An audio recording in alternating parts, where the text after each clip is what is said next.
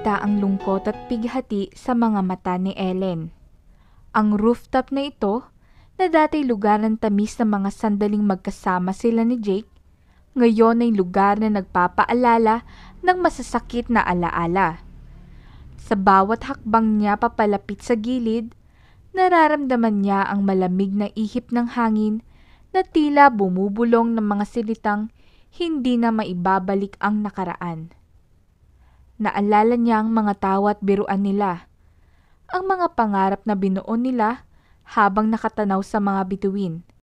Pero ngayon, ang katahimikan ng gabi ay parang sumisigaw ng kawalan, nagpapalalim sa sugat ng kanyang puso. Napakapit si Ellen sa railing, habang ang mga luhay tahimik na bumagsak. "Bakit kailangan mong iwan ako?" Bulong niya, halos hindi marinig ng sariling boses sa pagitan ng kanyang paghikbi. Naramdaman niyang ang bawat sulok ng lugar ay puno ng anino ng alaala ni Jake, ang taong minsay nagbigay liwanag sa kanyang mundo, pero ngayon nag-iwan ng kadiliman. Hawak ni Ellen ng isang bote ng alak, na tila siya na lang ang natitirang kasangga sa gitna ng kanyang matinding pangungulila. Unti-unti niyang itinungga ang alak, umaasang malulunod nito ang kirot na hindi niya kayang takasan. Subalit habang pumapait ang likido sa kanyang lalamunan, mas lalo lamang niyang nararamdaman ang bigat na nakadagan sa kanyang dibdib. Pabigat ng pabigat ang nararamdaman ni Ellen. Parang isang mabigat na batong hinihila siya pababa. Pilit niyang iniwasan ang mga alaala ni Jake, ngunit ang mga ito'y patuloy na bumabalik. Mga ngiti, mga yakap, mga pangakong hindi na matutupad. "Gusto kong makalimot." Mahina niyang bulong, habol ang hininga habang pinapahid ang mga luha sa kanyang pisngi. "Pero bakit sa tuwing titigil ako para huminga, nararamdaman ko pa rin ang sakit?" Ang bote ng alak ay tila kasabay ng kanyang mga luha. Ubos na, ngunit hindi kailanman sapat para punan ng kawalan na naiwan ni Jake. Tumingala siya sa langit, tila hinahanap ang sagot mula sa mga bituin. Ngunit tahimik ang gabi at ang kawalan ng sagot ay parang dagok na lalo pa nagpapalalim ng kanyang sugat. Sa totoo lang, miss na ni Ellen si Jake. Parang may matinding kirot sa kanyang puso tuwing naiisip niya ang boses nito, ang tawa at ang paraan nitong tumingin sa kanya na parang siya lang ang mahalaga sa mundo. Ilang beses na siyang napadampot ng telepono, nagbabadyang tawagan nito, ngunit agad din niyang pinipigilan ng sarili. "Katangahan na yun, Ellen." Bulong niya sa sarili. Pilit na kinukumbinsi ang puso niyang suko na. Alam niyang wala nang babalikan, na ang mga sugat na kanilang iniwan sa isa't isa ay masyadong malalim para gamutin ng simpleng tawag o pag-uusap. Pero sa kabila ng lahat, hindi niya maialis ang sarili sa pag-asang marinig muli ang boses ni Jake. Kahit isang beses lang, para kahit papano'y mabawasan ang bigat ng kanyang dibdib. Hawak niya ang bote ng alak habang binabantayan ng bawat pintig ng puso niyang tila sumisigaw ng pangalan ni Jake. Pero hindi niya magawa. Natatakot siyang muling masaktan. Natatakot na baka lalo lang siyang masira kung makita o marinig ang malamig na tinig nito. Kaya't ang tanging magagawa niya ay yakapin ang lungkot at tahimik na maghintay na dumaan ang sakit kahit parang wala itong katapusan. Sa kabilang bahagi ng rooftop, naroroon si Arman.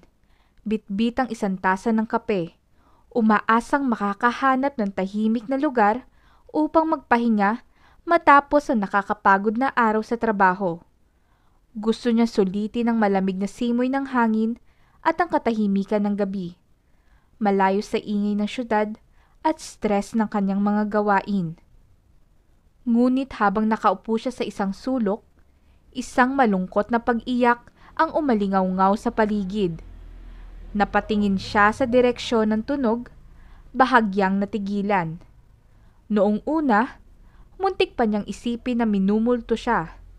Napagmasdan niya ang rooftop na dati niyang pinupuntahan para sa kapayapaan. Pero ngayong gabi, tila may ibang presensya na sumira sa kanyang hinahanap na katahimikan. Tumayo si Arman, bahagyang kinikilabutan. Ngunit napansin niya si Ellen na nakayuko at hawak ang bote ng alak. Agad niyang naisip na hindi multo ang naririnig niya, kundi isang tao. Isang estrangherong tila kasing bigat ng mundo ang dinadala. Napakunot noo si Arman habang pinag-iisipan kung dapat ba niyang lapitan ito o hayaan na lang sa kanyang kalungkutan. Ngunit ang mas lalong lumalakas na paghikbi ni Ellen ay tila humihilas sa kanya para gumawa ng isang hakbang papalapit. Ayoko na. Hindi na ako ulit magmamahal pa. Sigaw ni Ellen habang mariing hawak ang bote ng alak, kasabay ng malakas na pagbugso ng hangin sa rooftop. Tumitig siya sa madilim na kalangitan na tila hinahamon ng mga bituin na bumaba at sagutin ang kanyang mga tanong. Sa bawat salita niya'y naroon ang kirot ng pagkabigo, ang bigat ng hinanakit na matagal niyang ikinulong sa loob. Walang hiyang lalaking yun? Muling sigaw niya. Ang boses niya'y umaalingaw-ngaw sa kalangitan. Ipinagpalit ako sa may lawit din? Tumawa siya, pero halatang puno iyon ng pait. Ang alak na hawak niya ay tila naging kandungan ng kanyang galit at lungkot. Isa pang tungga ang kanyang ginawa, pilit nilulunod ang sakit sa bawat patak ng alak. Sa sobrang kalasingan, napahiga si Ellen sa malamig na semento ng rooftop. Ramdam niya ang malamig na hangin na bumabalot sa kanyang katawan. Ngunit hindi iyon alintana dahil mas malamig pa ang kanyang nararamdaman sa puso. Naroon siya ngayon, mag-isa sa isang rooftop na tinutuluyan niyang apartment, nagpapakalunod sa alak at sa mga alaala ng isang relasyon na ngayon ay isang malaking pagkakamali na lang sa kanyang isipan. Dahil lang sa hindi ko siya mapagbigyan, humanap pa siya ng iba? Bulong niya, halos hindi naririnig dahil sa paghikbi. Ang sakit na dulot ng pagtataksil ay parang sugat na paulit-ulit niyang kinakalikot, habang ang mga tanong sa kanyang isipan ay bumabalik ng paulit-ulit. Hindi ba siya sapat? Bakit hindi siya pinili? Bakit ganito ang naging kapalit ng lahat ng pagmamahal at sakripisyo niya? Pilit niyang hinahanap ang mga sagot, pero tila walang sino man kahit ang sarili niya ang makakapagbigay ng kasagutan. Habang nakahiga, naramdaman niya ang pag-ikot ng kanyang paligid dahil sa kalasingan.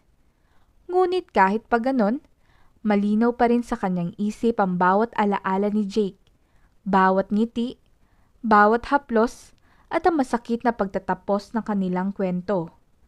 Ang mundo niya ay umiikot sa isang walang katapusang tanong. Kailan siya makakawala sa sakit na ito? Sa gitna ng katahimikan ng gabi, habang unti-unting nauubos ni Ellen ang laman ng hawak niyang bote, suminghot-singhot siya. Pilit pinipigilan ng muling pagbagsak ng mga luha. Buti na lang at hindi ko sinuko ang bataan sa kanya. Kung ginawa ko yun, baka lalo lang ako kawawa ngayon.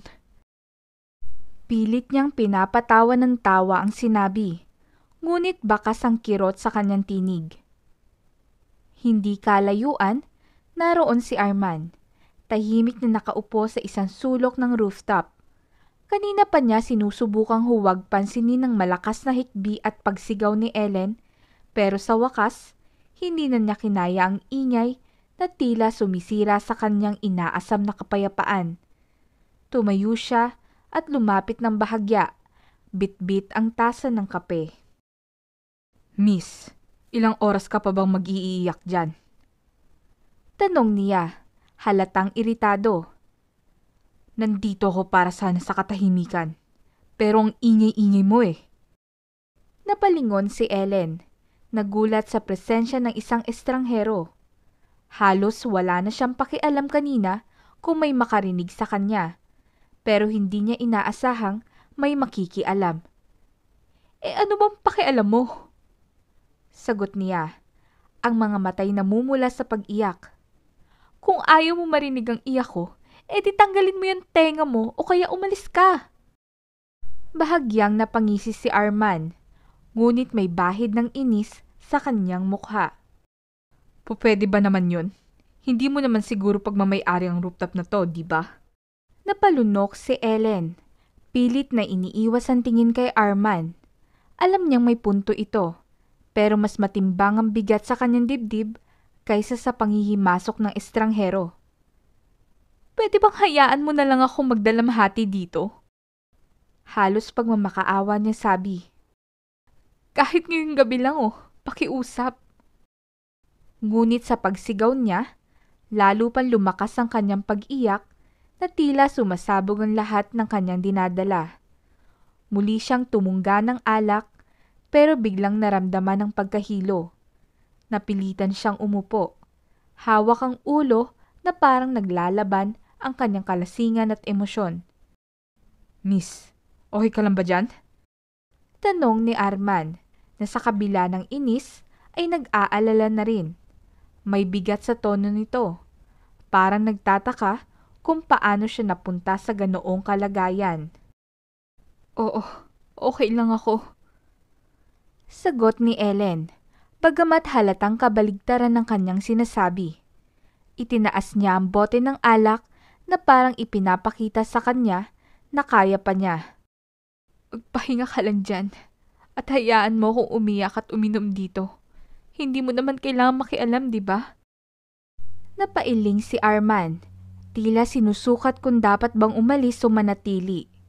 Ngunit sa huli, nagpasa siyang magpakumbaba. Pasensya ka na sa inasal ko kanina. Sabi niya, binabaan ng tono ng boses.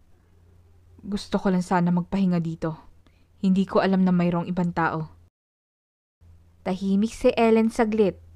Iniisip kung paano haharapin ng isang estrangherong bigla na lang sumulpot sa kanyang sandali ng pagdadalamhati. Ngunit sa kabila ng lahat, tila nagiging magaan ang hangin sa pagitan nila. Walang kaalam-alam si Arman sa bigat ng pinagdadaanan ni Ellen. Sa tingin niya, isa lamang itong babaeng lasing at emosyonal na humahanap ng outlet sa kanyang sama ng loob. Hindi niya akalain na ang simpleng presensya at pagpapakita ng simpatya ay maaaring magbigay ng kahit kaunting liwanag sa madilim na gabing iyon para kay Ellen. Umupo si Arman sa di kalayuan upang bigyan si Ellen ng espasyo, ngunit manatiling handang tumulong. Nagsalita ang dalaga. Pilit nilalabanan ng hilo mula sa alak. May tanong ako sa'yo. Sabi niya, sabay lagok ng huling patak mula sa kanyang bote. Dahil lalaki ka, baka alam mo ang sagot. Sandali siyang tumigil at tiningnan si Arman ng diretso sa mata.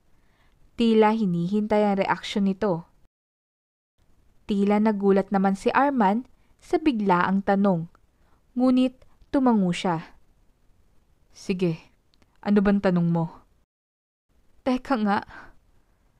Saglit na ngumiti si Ellen, bagamat halatang pilit ito. Ako nga pala si Ellen. Sorry sa pag-iiyak ko kanina. Ikaw? Arman. Sagot nito, nagkibit balikat. Wala yun. Okay lang. Ngumiti si Ellen ng baagya, ngunit agad nawala ito nang muling bumalik sa kanyang bigat ng kanyang nararamdaman. Tumitig siya sa boteng hawak pa rin niya. Parang doon niya hinuhugot ang lakas ng loob para magtanong. Bakit? Bakit hindi kayo makontento sa isa? Tanong niya, nanginginig ang tinig. Hindi niya inaasahan na magiging ganito kahirap ang pag-usapan ito. Ngunit hindi niya mapigilan ng sarili. Bakit hinahanap niyo sa ibang hindi niyo nakukuha sa partner niyo? Tahimik si Arman saglit. Napaisip sa bigat ng tanong ni Ellen. Hindi niya inaasahan ng ganoong klase ng usapan sa gitna ng malamig at tahimik na gabi. Alam niyang ang tanong ay hindi lamang tungkol sa mga lalaki sa pangkalahatan, kundi tungkol sa karanasan ni Ellen na pilit nitong nilalabanan sa mga sandaling iyon. Hindi ko alam kung masasagot ko yan ng tama. May hinahon niyang sagot. Pilit iniisip ang tamang mga salita. Hindi lahat ng lalaki ganon, Ellen. Pero, minsan, ang tao, babae man o lalaki, nagkakamali.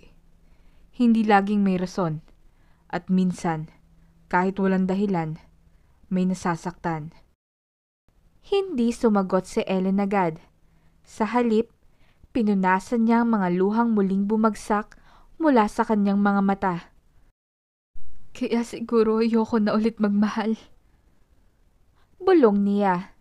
Tila hindi inaasahang narinig ni Arman.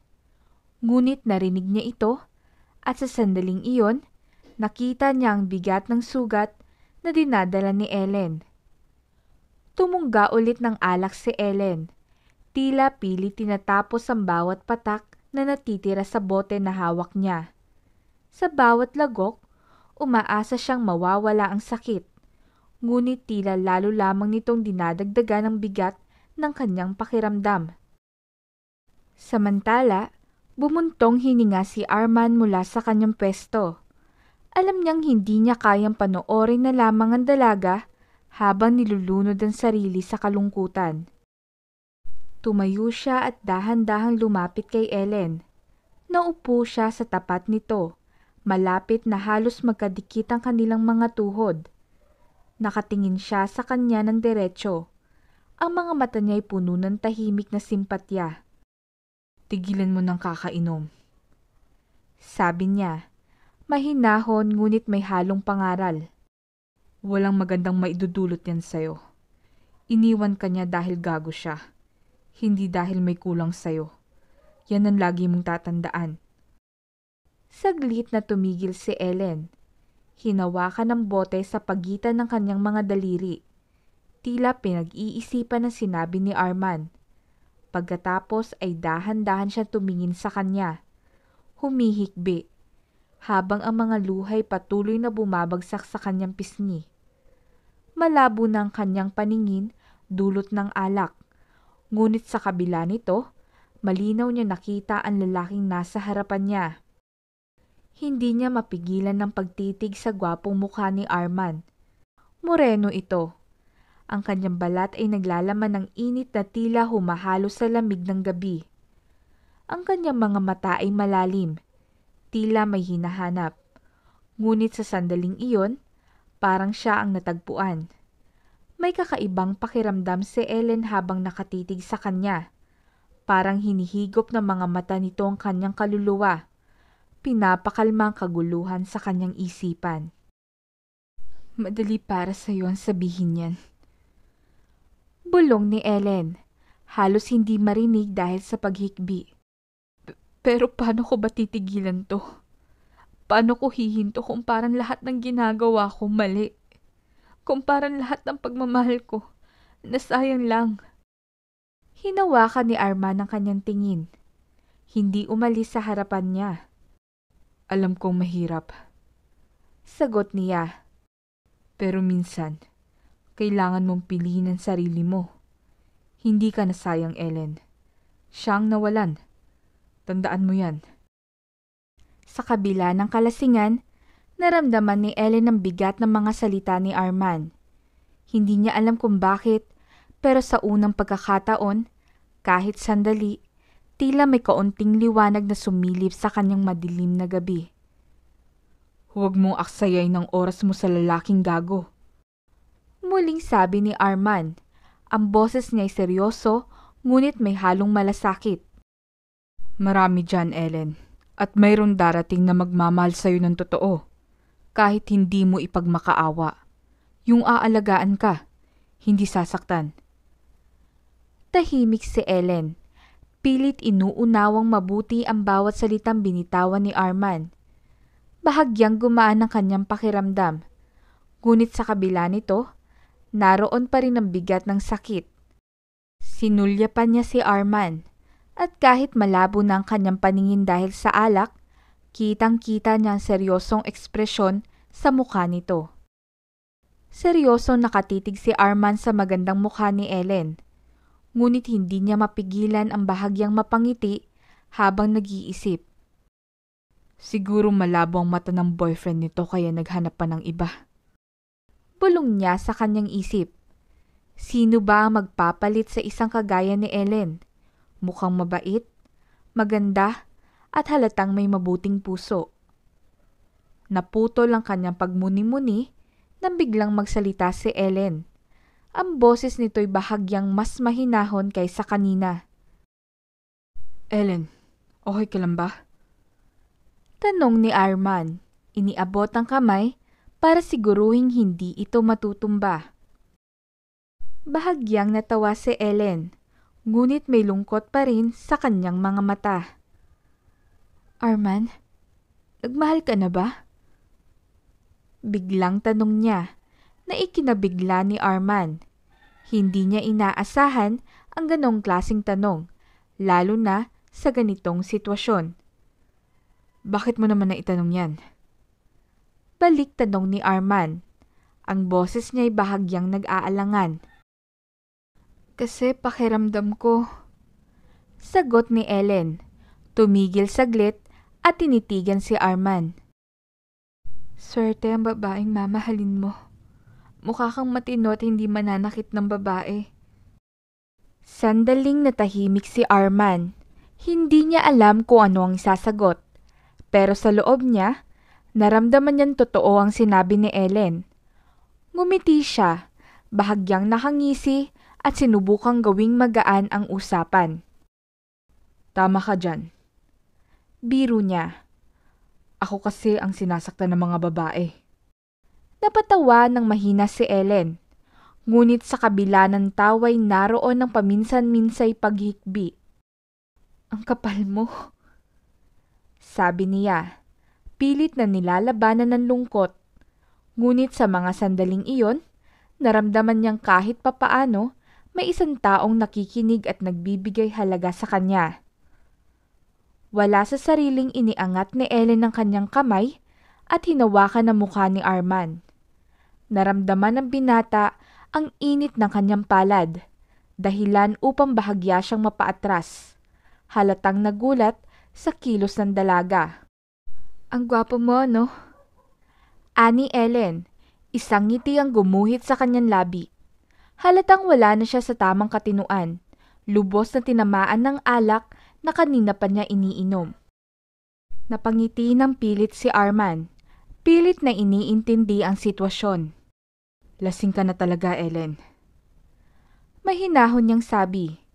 Inaabot ang bote ng alak na hawak pa rin ito. Mabuti pa'y magpahinga ka na. Anong number ba ng unit mo para maalalayan kita pababa? Sa halip na sumagot, tumitig si Ellen sa kanya. Ang mga matay tila mapang-akit, ngunit may halong lungkot. Bigla siyang nagtanong. Kapag ba hinalikan kita, magagalit ka? Napakunot ang noo ni Arman. Hindi makapaniwala sa narinig. Ha? Bakit mo naman ako hahalikan? Tanong niya. Halatang hindi alam kung paano haharapin ang sitwasyon. Wala lang. Sagot ni Ellen. Bahagyang tumatawa, ngunit may kaseryosohan sa kanyang boses. Bakit? Kailangan bang may dahilan? Hindi ba pwedeng ramdam ko lang na gusto kitang halikan kaya gagawin ko? Napalunok si Arman. Pilit na hinahanap ang tamang sagot. Alam niyang hindi na ito nag-iisip ng maayos. At ayaw niyang samantalahin ang kalagayan nito. Matulog ka na sa unit mo, Ellen. Sabi niya. Iniwas ang tingin. Bago ka pa makagawa ng bagay na pagsisisihan mo. Umiling-iling si Ellen na para bang hindi sumasang-ayon sa sinabi niya. Hindi ako magsisisi, Arman. Mahinang sagot niya. ngunit puno ng katiyakan. Tumitig siya sa kanya. Tila hinahamon ng binata na tanggapin ang nararamdaman niya sa mga sandaling iyon. Natigilan si Arman. Alam niyang nasa kanya ang desisyon kung paano itutuloy ang gabing iyon. Sa likod ng kanyang isipan, naroon ang pag-aalala para kay Ellen at sa kanya rin. Hindi ko hahayaang pagsisihan mo to. Mahinahon niyang sagot. Pilit pinapanatili ang kontrol sa sitwasyon. Kaya halika na. Ihatid na kita sa unit mo. Bumigat ang paghinga ni Arman. Parang ramdam na niya kung saan patungo ang kanilang usapan ng mga sandaling iyon. Hoy, Ellen, umayos ka nga. Kakakilala pa lang natin, parang gusto mo na akong tuklawin dyan. Pabirong dumukwang si Ellen sa harapan ni Arman at napatukod naman ng kamay sa sahig na semento ang binata. Bakit? Pangit ba ako? Hindi ka ba tinatablan? Napalunok si Arman. Lalaki lang siya at medyo mahina sa tukso. Higit sa lahat, talaga namang maganda si Ellen. Tigilan mo na ako, Ellen. Paano kung ayoko? Pagsisisihan mo to bukas paggising mo. Hindi natin malalaman kung hindi natin susubukan. At saka, baka mas pagsisihan mo kung palalagpasin mo ang gabing to. Muling napalunok si Arman. Ellen, kung nagbibiro ka o sinusubukan mo kung manyak akong lalaki, tigilan mo na. Hindi na natapos ni Arman ang sasabihin dahil hinalikan siya ng lasing na si Ellen sa mga labi. Nakapikit ang mga mata nito na parang dinadama ang init ng halikan nila. Parang tuod na nakaupo roon si Arman at hindi alam kung anong gagawin. Sa huli ay natalo siya ng bugso ng damdamin. Hinawakan niya sa magkabilang bewang si Ellen at hinalikan ito pabalik. Nakaramdam si Ellen ng init na unti-unting kumalat sa kanyang katawan. Hindi na niya alam kung saan siya mas nalalasing. Sa alak ba o sa mga halik ni Arman? Ilang saglit pa ay natanggal na ni Arman ang suot na sando ni Ellen, maging ambra nito. Tumambad sa mga mata niya ang magandang porma ng dibdib nito. Madilim ngunit sapat na ang liwanag ng buwan para makita niya ang hulma ng katawan ni Ellen na nakapagpabuhay ng init sa katawan ni Arman. Bumaba ang halik ni Arman sa leeg ni Ellen habang minamasahe ang magkabilang dibdib nito.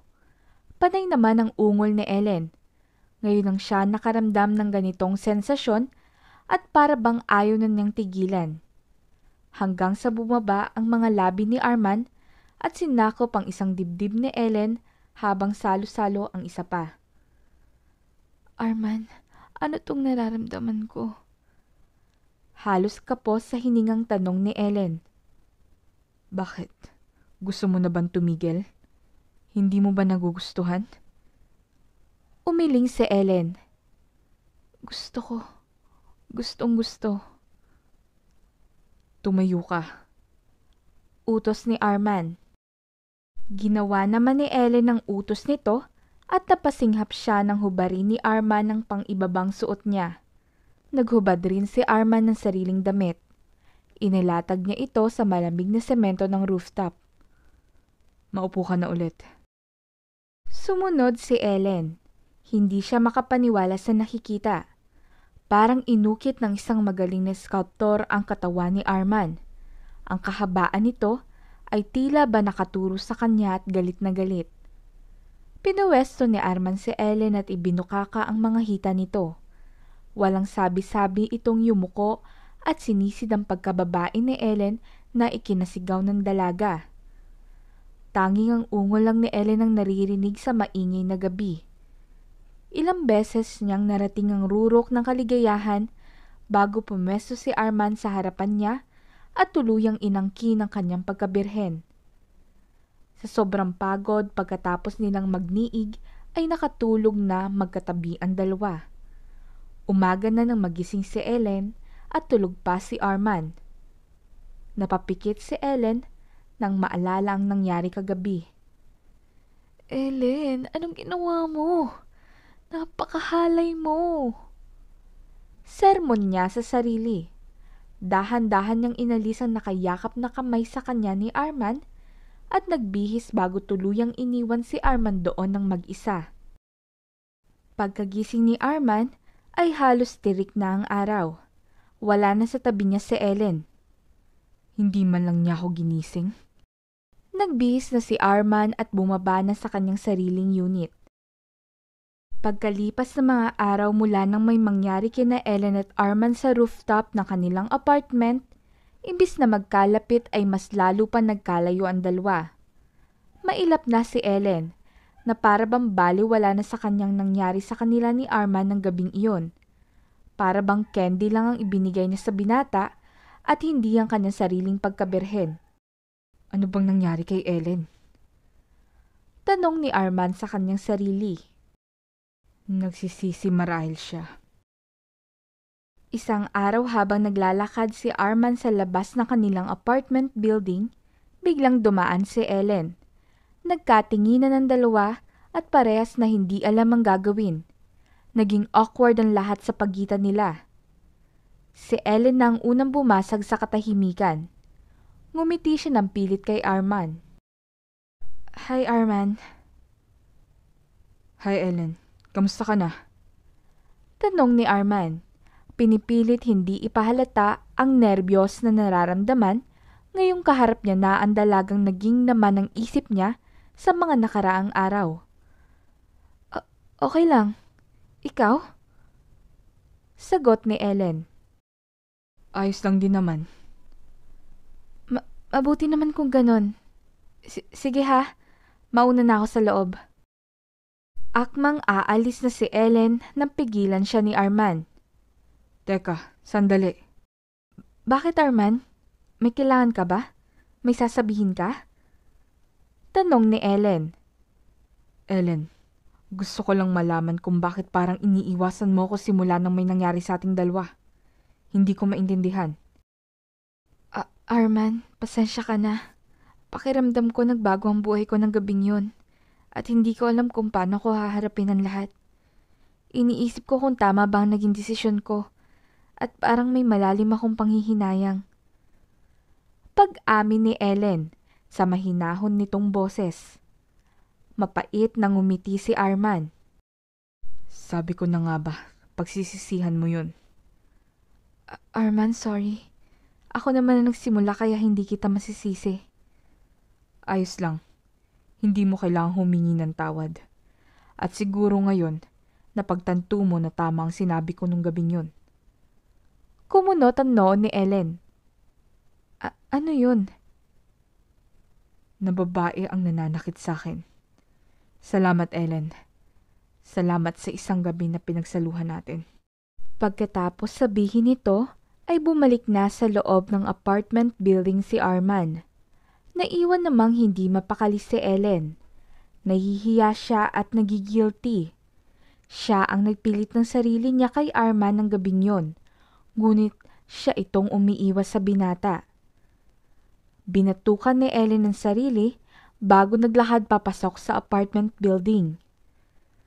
Ay nako, Ellen. Huwag ka na ulit uminom, okay? Sa hindi inaasahang pagkakataon, bumisita isang araw ang ex-boyfriend ni Ellen na si Jake sa apartment at nakasalubong pa ng mga ito si Arman. Good morning, Arman. Ito nga pala si Jake. Jake, ito si Arman, kapitbahay ko. Tumango lang si Arman sa kanila at dumiretso na sa kanyang unit. Bisit na bisit siya ng araw na yon.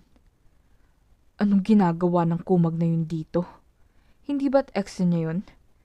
Pinagpalit pa nga siya sa bakla. Ano ibig sabihin nito? Nagkabalikan na sila? Halos malukot ang mukha ni Arman habang nag-iisip. Magkatabi lang sila ng unit ni Ellen.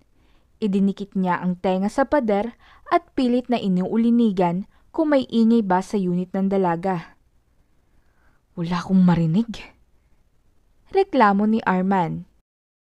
Mahigit isang oras ang lumipas at narinig ni Arman na bumukas na ang pinto sa kabila.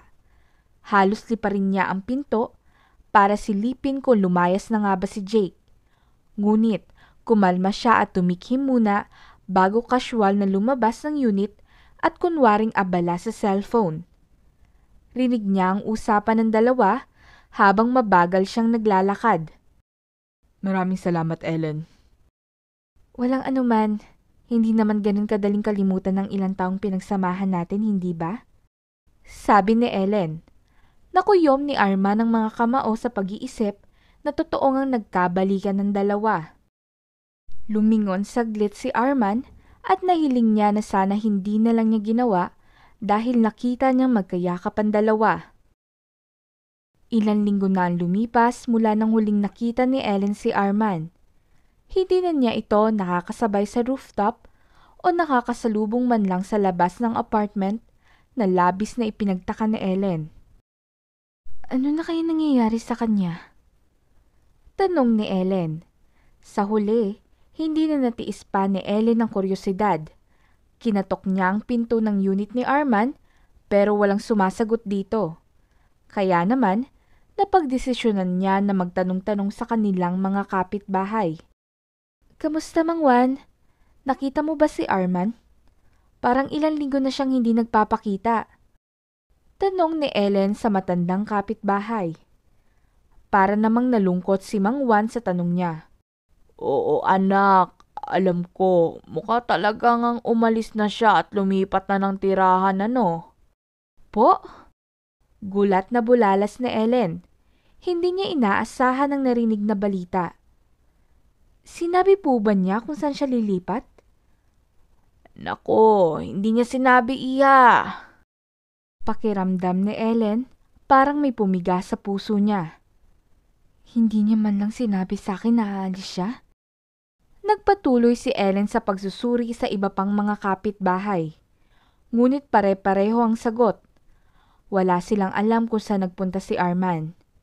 May mga nagsasabing baka naghanap ng bagong tirahan malapit lang. At meron din naman nagsasabi na baka may personal na dahilan si Arman kung bakit pinili nitong magpakalayo-layo. Sa paglipas ng mga araw, mas lalong nadarama ni Ellen ang bigat ng kalungkutan.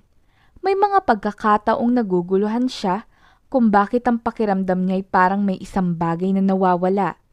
Isang bagay na hindi niya kayang ipaliwanag. Naaalala niya ang mga salitang binitawan ni Arman sa rooftop. Ang mga mata niyang puno ng malasakit at seryosong pagpapayo. Ngunit hindi niya nakinig. At ngayon, nagbabalik sa kanyang mga pangarap na nawalan ng kabuluhan. Habang nakaupo si Ellen sa rooftop, muling sumulyap siya sa mga lugar kung saan naganap ang lahat, kung saan siya at si Arman ay nagkaroon ng mga sandali na puno ng emosyon at pangarap. Hindi na tulad dati. Ang lugar na ito na puno ng kaligayahan at mga alaala ay ngayon puno na ng kalungkutan at pangungulila. Bawat kisap ng mata ay nagbabalik ng mga imahe at ang kalungkutan ay para bang dumadaloy sa kanyang mga ugat. Arman, nasan ka na ba? Tanong ni Ellen sa sarili, ang tanong na walang sagot. Nais niyang tawagan siya, subalit may alinlangan. Alam niyang hindi na ito magiging kasing dali ng dati. Hindi na niya naisip ang mga masasakit na alaala kay Jake. Nakipag-ayos na sila at umamin siya sa huli na siya ay may ibang pinipiling isang lalaki. Ang katotohanan ay pumatak sa kanya na parang malamig na ulan.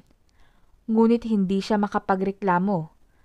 Ang pinapaimbabaw na galit sa kanya ni Jake ay masakit. Pero mas masakit na ang pakiramdam na siya na lang ang naiwan sa lahat ng mga pangarap nila. Ang isa pang bagay na hindi maiwasan ni Ellen ay ang pag-iisip kay Arman.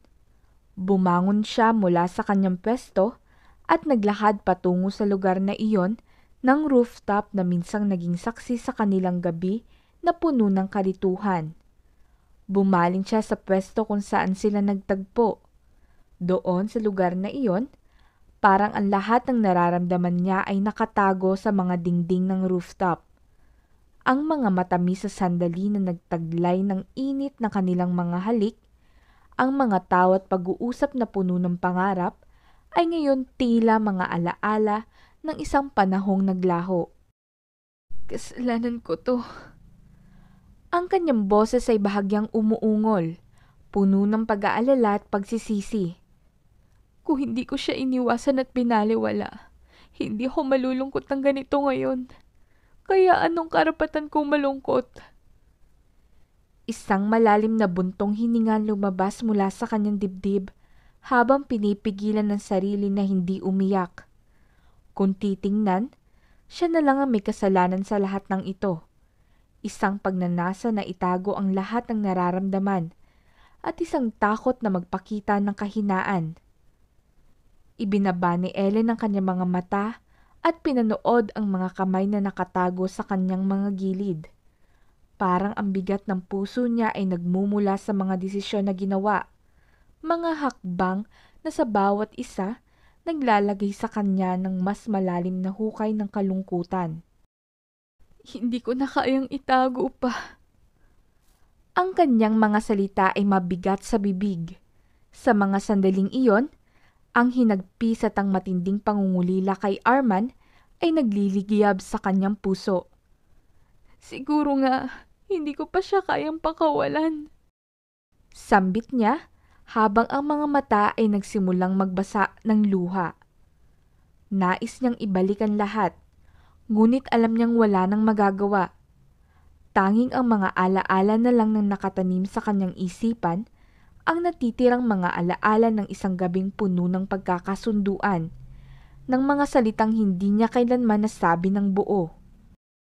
Sa mga sandaling iyon, iniisip ni Ellen na may mga bagay na hindi kayang ayusin ng salita lamang. Habang nakatayo si Ellen sa harap ng salamin, ang mga mata niyang namumugto sa kakaiyak ay nagsimulang mag-isip ng mga posibleng hakbang. Ang kalungkutan at takot ay naglaho, ngunit may isang bagay na nagsisimulang magbigay ng liwanag, at yon ay ang munting buhay na nasa kanyang sinapupunan. Buntis ako. Paulit-ulit niyang sinabi sa sarili. Hindi niya maiwasang magtaka kung paano siya napunta sa ganitong sitwasyon. Maraming tanong ang bumangon sa kanyang isipan. Paano siya magkakaroon ng anak ng mag-isa? Ano ang mangyayari sa kanya? Paano niya haharapin ang mga taong makakaalam? Ngunit sa kabila ng lahat ng takot, isang bagay ang malinaw. May isang buhay na lumalaki sa loob niya. Ang munting anghel na hindi niya inaasahan, ngunit ngayon ay bahagi na ng kanyang mundo. Kailangan ko magpakatatag. Bulong niya sa sarili. Wala nang atrasan to. Napaupo si Ellen sa kanyang kama. Napansin ng mga kamay niyang nanginginig habang hawak ang test kit. Hindi pa rin siya makapaniwala sa nakita niyang resulta. Para bang isang malaking kalokohan at isang pangarap na hindi pa handang tanggapin. Ngunit isang realidad na hindi na kayang ikubli. Ang mga araw na tila walang pag-asa at puno ng sakit ay muling nagbalik sa kanyang isipan. Ang mga araw ng kalungkutan, ang mga gabing mag-isa sa rooftop, ang mga tanong na wala pang sagot. Tila ba isang kabiguan ng lahat ng nangyayari. Ngunit sa kabila ng lahat, si Ellen ay isang babae na may lakas at tapang na hindi pa niya nakikita sa sarili. Paano ko haharapin ang lahat? Tanong ni Ellen sa kawalan. Hindi siya sumagot. Ang sagot ay nasa harapan na niya. Sa kabila ng lahat ng pinagdadaanan, natutunan niyang ang pinakamahalaga ay ang magiging ama ng anak niya. Siya. Ang pagdapo ng luha sa kanyang pisngi, natutunan niyang magpatuloy. Huwag magtago sa mga pagkatalo. Bagkos, magsimula ng isang bagong kabanata sa buhay na hindi alam kung ano ang magiging itsura. Ngunit alam niyang mayroong isang bagay na tapat na maghihintay sa kanya. Bibigyan ko siya ng magandang buhay. Nasabi ni Ellen sa kanyang sarili At doon, sa mga oras ng kalungkutan, ang puso ni Ellen ay natutong magpatawad sa sarili at sa mga nangyayaring hindi inaasahan. Matapos ang 3 taon na pag-aalaga at sakripisyo, natutunan ni Ellen na balansehin ang buhay ng pagiging ina at pagiging isang profesional. Habang pinagmamasdan ng anak na si Amanda na naglalaro sa harap ng kanilang bahay, damang-dama ni Ellen ang hirap ng magpalaki ng anak ng mag-isa. Ngunit sa bawat ngiti ni Amanda, nawawala ang lahat ng pagod at hirap na nadarama niya. Habang bumababa sa hagdan-hagdang daan, iniisip ni Ellen ang mga bagay na hindi pa niya natutupad. Hindi niya alam kung gaano karaming taon ang lumipas mula nang magbago ang kanyang buhay. Ngunit, isa lang ang sigurado. Wala siyang pinagsisisihan. Ang pagiging ina ay naging lakas niya na hindi niya inaasahan. "Lot, ingat ka sa anak ko," sabi ni Ellen habang binabaybay ang daan patungo sa saksi ng kanyang mga pangarap, ang opisina. Alam niyang ang trabaho ang siyang magbibigay sa kanila ng magandang buhay. Ngunit ang puso ni Ellen ay nanatiling kay Amanda, ang kaisa-isang dahilan ng kanyang lakas. "Alam ko, Lot, huwag mong pababayaan ng baby Amanda," dagdag ni Ellen na naglalakad ng mabilis upang makarating sa opisina. Ngunit sa kabila ng abalang araw sa opisina, hindi maiwasan ni Ellen na mag-alala. Hindi madali ang mawalan ng oras para sa anak. Ngunit araw-araw ay sinisigurado ni Ellen na mapapawi ang lahat ng alalahanin ni Amanda sa pamamagitan ng mga simpleng pangako. Ang kanyang mga araw ay puno ng trabaho. Ngunit sa gabing dumadating, ang mga oras kasama si Amanda ay laging naghahatid ng kasiyahan sa kanyang puso.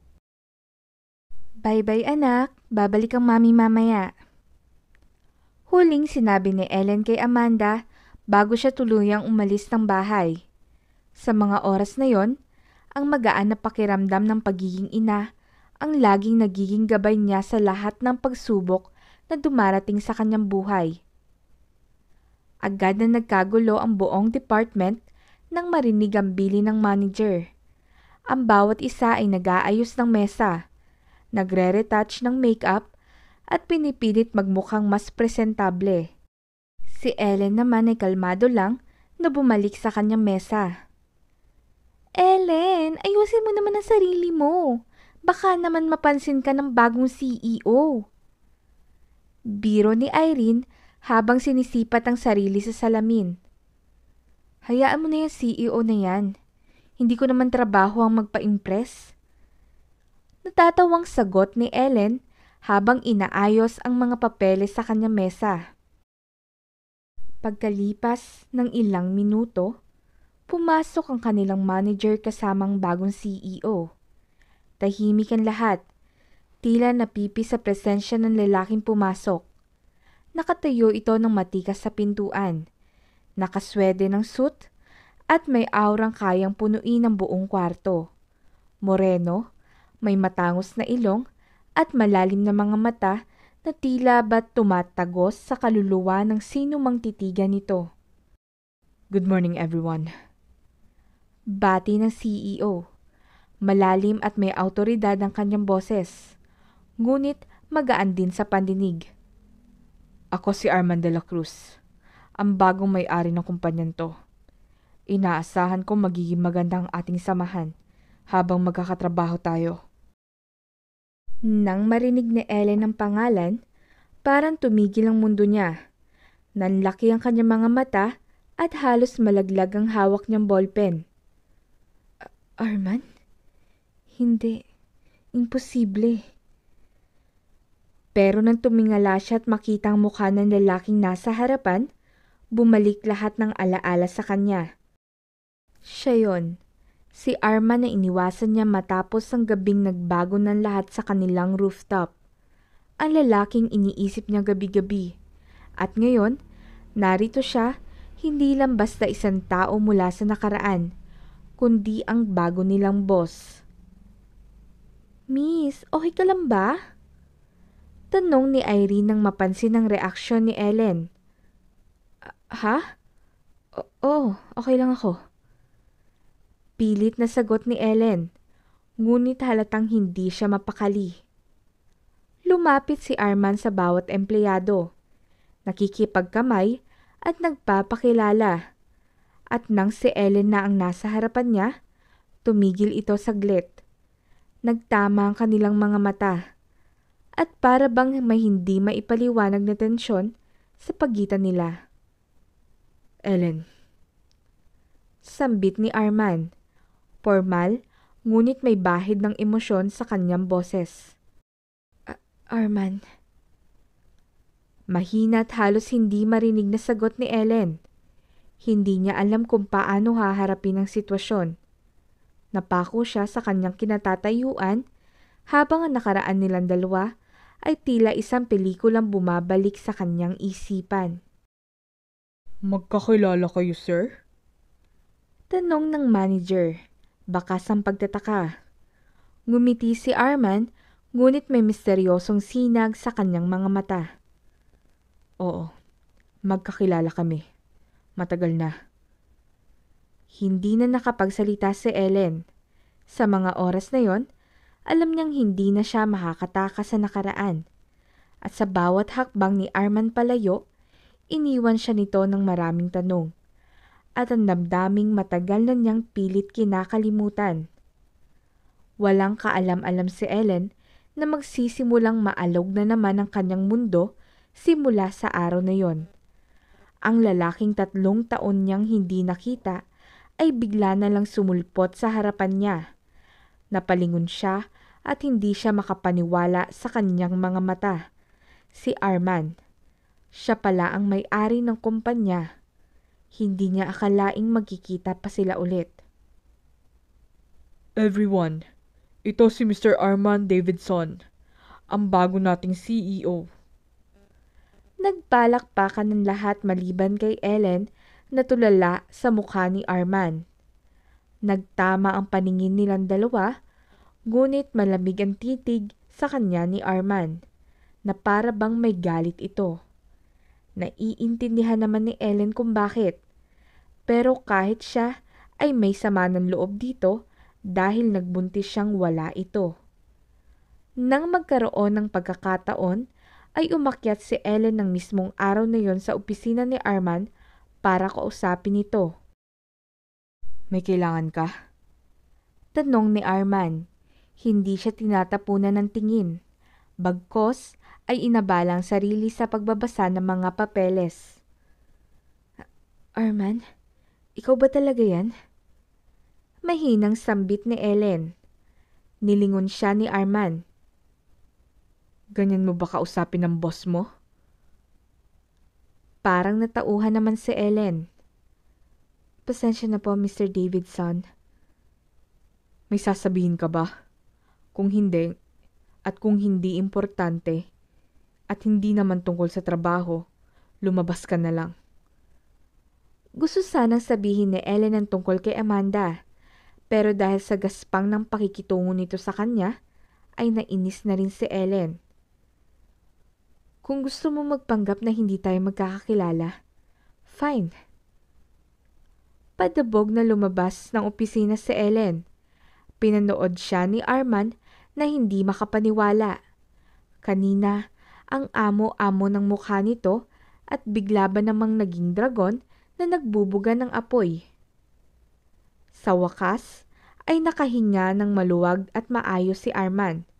Kanina pa siya kinakabahan simula nang makita niya si Ellen.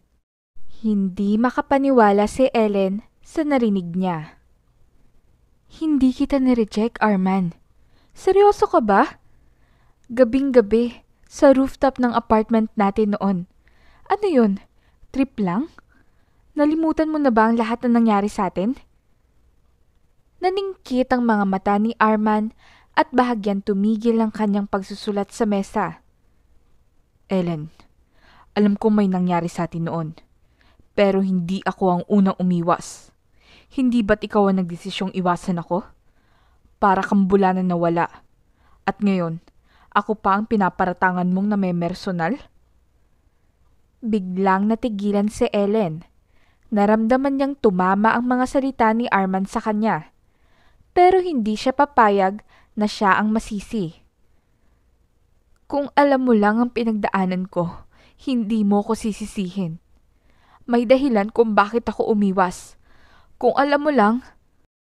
Kung alam mo lang ano, Ellen? Ano? Dahil hanggang ngayon, wala akong ideya kung bakit mo ko iniwan matapos ang gabing yon. Tumayo si Arman at nilapitan si Ellen. Ang mukha nito'y puno ng hinanakit. At gusto kong malaman, bakit? Nanlaki ang mga mata ni Ellen sa biglaang pagtatanong ni Arman. Napatingin siya sa sahig, hindi makahanap ng tamang sagot. Hindi kita iniwan, Arman.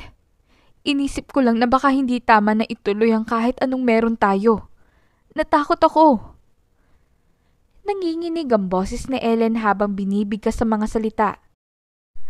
Natakot akong hindi sapat para sa'yo. Natakot akong masaktan ulit. Tila natunaw ang inis ni Arman sa narinig niya. Bumuntong hininga siya at pinamulahan ng muka. Ellen, hindi mo kailangang matakot. Pero bakit ngayon mo lang sinabi yan? Bakit hindi mo sinabi noon pa? Dahil hindi ko alam kung paano sasabihin. Lalo na... Biglang tumigil si Ellen. Hindi niya alam kung dapat na niyang sabihin ang tungkol kay Amanda. Lalo na't ang daming nangyari pagkatapos ng gabing yun. Napansin ni Arman ng biglang pagbabago sa tono ni Ellen. May tinatago ka ba, Ellen? Sabihin mo na. Ngunit bago pa makapagsalita si Ellen, kumatok ang isa sa mga staff ni Arman sa pintuan. Pinutol ang tensyon sa pagitan nila. Sir, may meeting po kayo sa conference room in 5 minutes. Tumango si Arman at bumaling kay Ellen. This conversation isn't over, Ellen. Gusto kong malaman ang buong katotohanan. Tahimik lang na tumango si Ellen bago lumabas ng opisina ni Arman. Sa bawat hakbang niya pabalik sa kanyang mesa, alam niyang lalong lumalapit ang oras na kailangang harapin niya ang katotohanan at ang posibilidad na malaman ni Arman na may anak sila. Oh, before that, let me remind you na hindi pa approve ang proposal mo. Namula ang mukha ni Ellen sa hiya. Basta. Walang problema sa proposal ko. Approve na ito ng manager. At ano ba ako dito? Hindi ba ako ang CEO? Nasa akin ang huling desisyon. Kino-question mo ba ang kapangyarihan ko? Arman? Tumayo si Arman at lumikha ng ingay ang pag-usog ng upuan niya at paghampas ng mga kamay sa lamesa.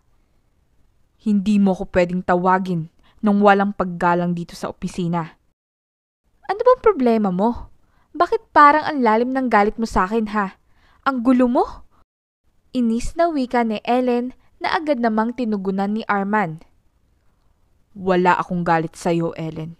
Never ako nagalit sa'yo. Baka ikaw, may lihim na galit sa akin. Pwes, kabaligtaran na nakikita ko. Alam mo ano nakikita ko? Pinapatay mo na ako sa isip mo. Yun ang nakikita ko. Dumukwang si Arman sa lamesa at halos magdikit ang mukha nila ni Ellen. Pwes, may mali sa mga mata mo. Umupo muli si Arman at nilaan ang atensyon sa mga papeles. Kung wala ka nang sasabihin, makakaalis ka na. Alam mo, kapag hindi ka pa tumigil sa pagpapahirap sa buhay ko dito sa opisina, magsisisi ka. Mawawala sa iyong isang napaka-importanteng bagay. Ngumisi si Arman. Walang ideya sa tinutukoy ni Ellen. At ano naman yon? Makikita mo, Arman. Huwag mong sagarin ang pasensya ko. Hanggang sa nakaalis na si Ellen, ay nag-iisip si Arman kung ano ang tinutukoy nito. Napaka-importanting bagay. Pagsisisihan ko. Wala akong maisip. Bukod kasi sa kumpanya at kay Ellen, ay wala na si Arman na maisip na dahilan pang bagay na importante sa kanya. Samantala, pagbalik ni Ellen sa pwesto niya ay pansin ng mga katrabaho niya ang pagkabusangot ng mukha niya. "Oh, ano nangyari sa'yo? Bakit hindi maipinta yung mukha mo?" Kasi, si Mr. Davidson. Nireject na naman ang proposal ko. Ipaparevise na naman ng ilang beses tapos sa huli, itong original lang i-approve. Nagsitawanan ng mga katrabaho ni Ellen. Anong nakakatawa? Gusto nyo ata ang pagiging miserable ko dito sa opisina? Nakakainis. Ano bang trip ng CEO na yon? Ang lakas ng tama. May naisip lang kami. Hindi kaya... At ano naman ang naisip nyo? Puro naman kayo kalokohan. Nakikita nyo ba? Halos maiyak na ako sa stress dahil sa walang hiyang CEO na yon. Na baka ito lang ang paraan ni Mr. Davidson para magpabalik-balik ka sa opisina niya. Kumunot ang noo ni Ellen. Ha? Bakit niya naman gugustuhin na magpabalik-balik ako sa opisina niya? Baliw ba kayo? Baka gusto ko lang talaga niyang makita lagi. Hindi naman natin may pagkakait na talagang maganda ka, Ellen. Pero malay ko talaga nga namang tipo ka ni Sir. Uy, office love affair ang atake. Uy, si Ellen, crush ata ang CEO. Nagtawanan ng mga ito. Ano ba kayo? Napaka-malisyoso niyo talaga. Hindi ba pwedeng ako ang flavor of the month niyang sirain ng araw, tapos after a month, magsasawa na siya? Imposibleng magkagusto siya sa akin. Napakalayo namin. Langit siya, lupa ako. Hindi naman malabong mangyari yon. Ang ganda-ganda mo kaya. Magaling pa sa trabaho. Madaming nagkakagusto sa'yo dito sa opisina. Kung wala ka nga lang anak. Ay, oops, bad words. Siniko ng isang katrabaho ni Ellen ang nagsalita. Hindi ako kailanman magsisisi na may anak ako. Kahit pa hindi na ako magka-boyfriend o asawa, masaya ako sa baby ko. Isa pa, ano bang silbi ng mga lalaking yan? Halos sila lang ang dahilan ng sakit ng ulo nating mga babae. Kaya no, bahala sila sa buhay nila. Seryosong sabi ni Ellen. Tama ka naman, Ellen. Napaka-cute kaya ni Amanda. O siya, bumalik na tayo sa trabaho. Panay chika na naman kayo. Gaya ng nangyayari taon-taon, nagkaroon ng family day event sa kumpanya. At syempre, dinala ulit ni Ellen si Amanda na kinagigiliwan ng mga kaopisina niya. Napakagandang bata talaga nitong anak mo, Ellen. Napapaisip tuloy ako kung anong itsura ng daddy niya. Sumimangot si Ellen. Sinasabi mo bang pangit ako? Ako ang kamukha ng anak ko, no? Kita naman namin ang bakas mo, pero hindi kayo sobrang magkamukha na unang tingin pa lang malalaman na ikaw ang nanay. Feel ko lang ha, mas kamukha ng daddy niya si Amanda. Alam mo, parang pamilyar nga sa akin ang mukha ni Amanda eh. Kakilala ko ba ang daddy niya? Sunod-sunod ang tanong ng mga katrabaho ni Ellen at halos mabulunan siya habang kumakain nang biglang inanunsyo ang pagdating ni Arman. OMG! Nandito ang CEO! Anong ginagawa niya dito? Tanong ni Ellen. Baka nagpapalakas sa mga empleyado. Siyempre, new management. Nilibot ni Arman ang tingin sa venue at sakto namang inabot na pabalik kay Ellen si Amanda. Nagdilim ang mukha ni Arman na makitang may kargang bata si Ellen.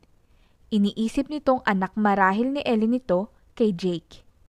Hinanap niya si Jake sa paligid, ngunit wala ito. Nagsimula ang programa at sumali sina Ellen at Amanda sa ibang mga palaro. Nanonood naman si Arman na madilim ang mga mata. Ang ganda-ganda talaga ni Ellen, ano? Rinig ni Arman na sabi ng isa sa mga empleyado. Oo nga sayang at single mom siya. Napalingon si Arman sa mga nag-uusap ng empleyado nang marinig ito at muling bumaling sa mag-ina na masayang naglalaro sa gitna. Single mom? Hindi niya naiwasang sambitin. Sir Davidson, nakikinig po pala kayo. Sinasabi mo bang walang amang anak niya? Wala siyang asawa o boyfriend? Umiling ang empleyado. Simula na nagtrabaho si Ellen dito, walang nakakaalam kung sino ang daddy ng anak niya. Wala siyang boyfriend o asawa na sumusunod o naghahatid. At sabi rin ni Ellen na single daw po siya. Tumango si Arman at hindi na kumibo pa. Pagkuway may ideyang biglang pumasok sa isip niya. Ilang taon ng anak niya? 3 taon po. Mabilis na gumana ang utak ni Arman. Kung ganon, kung hindi si Jake ang ama ng bata, maaari nga kayang siyang ama nito? Pinanood niyang muli ang nagtatawanan na mag-ina. Ang mga mata ay hindi maalis sa mukha ng batang si Amanda. Anak ko ba siya? Matapos ang event ay nagpaalam ng bawat isa. Nasa labas ng building si Ellen at Amanda na naghihintay ng taxi nang biglang huminto ang isang Mercedes-Benz sa harap nila. Bumaba ang bintana ng sasakyan nito at automatikong kumabog ang dibdib ni Ellen nang makita ang mukha ni Arman. Mr. Davidson? Ano pong kailangan niyo? Isakay mo sa likod ng bata at dito ka sa passenger seat. Ho? Bakit? Takang tanong ni Ellen. Ellen, sumakay na kayo kung ayaw mong sa ospital tayo dumiretso para magpa-DNA test. Ayoko na niloloko ako, Ellen. At mas lalong ayokong pinagmumukhang tanga ko sa maraming tao. Gano'n na katagal? Sabihin mo. Namilog ang mga mata ni Ellen sa gulat. Paanong? Mag-uusap tayo mamaya pagdating sa bahay ko. Sa ngayon, sumakay na muna kayo. Wala na ngang nagawa pa si Ellen, kundi ang sumunod dito. Mommy, where are we going po? Nakapilig ang ulo na tanong ng batang si Amanda. Hindi pa siya matatas magsalita. May pupuntahan lang tayo saglit bago tayo umuwi sa apartment, okay? Mag-sleep ka muna dyan if you feel sleepy. I'll wake you up later kapag nandun na tayo. Nakangiting sabi ni Ellen. Okay, Mami. Inabala ni Amanda ang sarili sa hawak na laruan. Panakanak ay tinitingnan siya ni Arman mula sa salamin. Unti-unti ay tila napagtanto niya na parang babaeng bersyon niya ito. Hanggang kailan mo balak itago? Bakit kailangang umabot ng ganito katagal, Ellen? Anak ko din siya. Sabihin mo nga, gusto ko sa'yo mismo manggaling. Anak ko ba siya? Pagsisimula ni Arman. Wala akong balak itago noon. Hindi ba unang pagkakita ko pa lang ulit sa'yo, kinausap na kita. Pero anong ginawa mo? Sinungit-sungitan mo ko. Mas malamig pa sa yelo. Sagutin mo munang tanong ko, Ellen. Ang sinasabi mong napaka-importanting bagay, siya ba yun? Oo, si Amanda nag-iisang kayamanan ko. Nakahanda akong bigyan ka ng puwang sa buhay niya. Pero noon yun, nagbago ng isip ko. Hindi mababago ang katotohanan na ako ang daddy niya dahil lang sa nagbago ang isip mo. Iritang sabi ni Arman. Mag-isa kong pinalaki ang anak ko. Sagot ni Ellen. Anak natin. Kahit baligtarin at ibahin mo pa ang hugis ng mundo, Ellen, malinaw sa mga mata ng Diyos at sa batas na anak ko din si Amanda. Daddy? Mommy? Pumikit-pikit ang magagandang mata ni Amanda. Nilingon ni Ellen ng anak. Nahihiya dito dahil sa pakikipagtalo sa daddy nito. Siya, Daddy? Tanong ulit ni Amanda. Huminga ng malalim si Ellen at ngumiti ng pilit sa anak. Oh, baby. Siya ang daddy mo. Napuno ng tili at tawa ng munting si Amanda ang sasakyan. Daddy! Parang may mainit na kamay na humaplo sa puso ni Arman nang marinig na tawagin siyang daddy ng kanyang anak. Oo anak, ako ang daddy mo. Daddy, hug! Itinaas pa ni Amanda ang magkabilang kamay. Hindi na nakatiis pa si Arman, hininto niya sa gilid ng kalsada ang sasakyan at mabilis na bumaba para pumunta sa backseat at yakapin ng anak. Tumulo naman ang luha ni Ellen sa nasaksihang sandali. Masaya ang kanyang puso sa pagtatagpo ng mag-ama. Kitang-kita niya sa mata ni Arman kung gaano ito kagalak. Biglang naisip ni Ellen na kung sana noon pa. Kung saan noon niya pa nasabi, ano kayang buhay niya kung alam ni Arman na buntis siya? Ano kayang buhay niya kung magkasama sila ni Arman habang buntis siya at nung nanganak? Sa isiping iyon, ay hindi napigilan ni Ellen na magpunas sa mata. Bigla kasing sunod-sunod na tumulo ang kanyang luha, na kanina pa pala nagbabadya. I love you, Daddy! Magiliw na saad ni Amanda. Maingat na niyakap ni Arman ang anak. I love you too, anak. Bumaling ang tingin niya sa harap at nagtama ang paningin nila ni Ellen. I love you. Ulit nito, pero tila ba para kay Ellen ang mga salitang iyon. Nag-iwas ang tingin si Ellen. Magdadrive lang ang daddy, okay? Tumango si Amanda na nakangiti. Okay po, Daddy! Hindi rin naman nagtagal at nakarating sila sa mansyon ni Arman. Napakalaki nito at napakalawak na may 3 palapag. Saan ka nagpunta nung umalis ka ng apartment? Tanong ni Ellen. Bumalik dito sa bahay ko. Ha? Kasagsagan niyo ng panahong kawawala lang ng mga magulang ko. Tumakas ako sa bahay na nakasanayan ko para makalimutan ko ang pangungulila sa kanila. Umalis ka ba dahil hindi mo na kaya ang simpleng buhay? Umiling si Arman kay Ellen. Alam mong ikaw ang dahilan ng pag-alis ko. Hinanap kita. Mahinang sabi ni Ellen. Kung kailan huli na ang lahat? Ano pala nangyari sa inyo ni Jake? Hindi ba't nagkaayos na kayo? Mabilis na umiling si Ellen. Oo, nagkapatawaran kami, pero hindi kami nagkabalikan. Inamin niya sa akin na bakla siya. Ano? Manghang tanong ni Arman. Tumawa si Ellen habang tumatango. Oo, bakla siya. Kaya naman pala pinagpalit ka sa may lawit. Okay na rin naman sa akin na nangyaring yon. Kasi kung hindi, baka wala akong Amanda ngayon. Ang sabi mo, hinanap mo ko. Bakit? Mahinang tanong ni Arman. Namula ang pisngi ni Ellen. Kasi... Kasi ano? Bakit hindi mo ako matingnan ng diretsyo? Nahihiya ako. San ka naman nahihiya?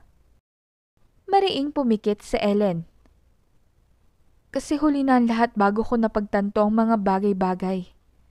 Narealize ko lang na mahal pala kita nung wala ka na. Lumamlam ang mga mata ni Arman. Hindi pa huli ang lahat, Ellen. Pwede pa tayo magsimula ulit. Hindi na walang pagmamahal ko sa'yo. Nandito pa rin.